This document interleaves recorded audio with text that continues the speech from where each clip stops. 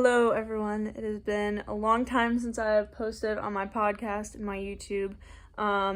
So I was going to share some clips from the hurricane thing that came through where we live here, and it's pretty bad around the area still. It's a month later. It's November 19th today. I'm going to put this video up today.